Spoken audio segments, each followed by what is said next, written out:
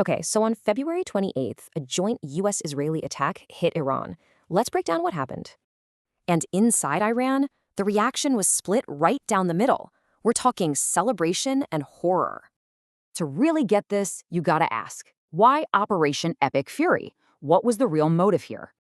Well, experts are pretty clear. This was a war of choice, not necessity. There was no immediate threat. The timing was all about hitting the regime when it was weak, right in the middle of internal chaos. So how did this actually play out on the ground for the people and, for the leadership? For some, you actually saw celebrations. They saw the strikes as a glimmer of hope for a new beginning. But for so many others, it was just pure horror. We're talking devastating civilian deaths, even a girls' school. This puts the regime in a tough spot. They're called homicidal, not suicidal, and now they have to choose. Do they go all out and risk total collapse, or play it safe and just try to survive? And to make things even crazier, there are rumors that the supreme leader, Khamenei, might already be gone. If he's gone, it's like a cannonball hitting the regime.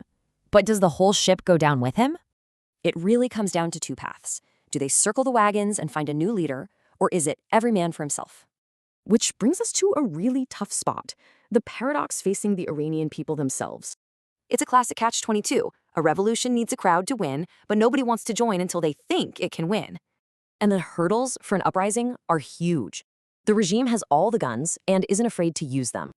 So, Iran is standing at a massive crossroads with two totally different futures on the horizon.